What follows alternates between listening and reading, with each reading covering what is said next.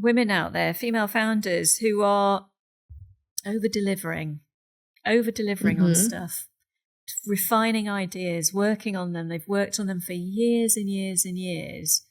What advice would you give them to declutter and get to that golden idea? How do they find that golden idea? Yeah, it's not a simple answer.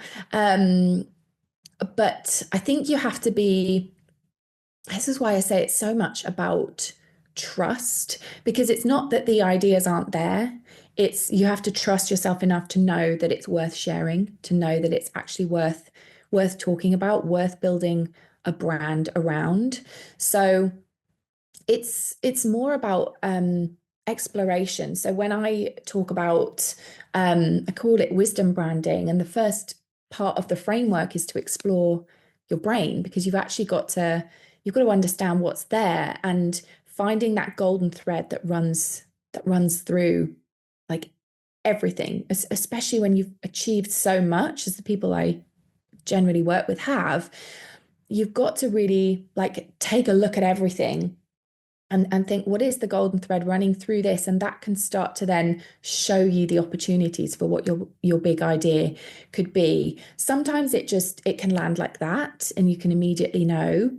Yeah, this is what I say all the time. This is what, when I say this to someone in conversation, like they always react, like their eyes go wide and they just light up and they want to hear more.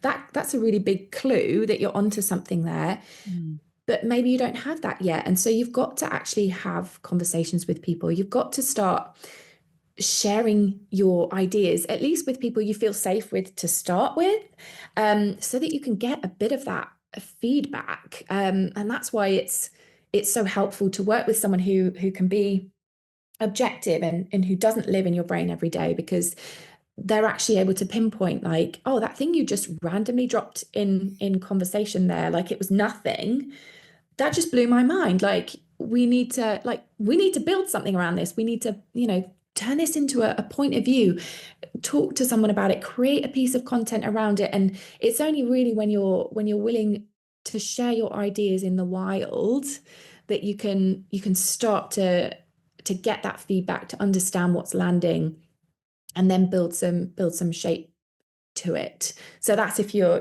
doing it, just wanting to do it on your own. And of course, I do have a book that will help with this process, because it is Yes. often about just, yeah, what are the questions that you need to ask yourself first, to kind of just start digging, seeing what comes up, and then it's got to be something that you're really excited to stand behind, that you can talk about with real conviction, but that is also unconventional or disruptive in some way.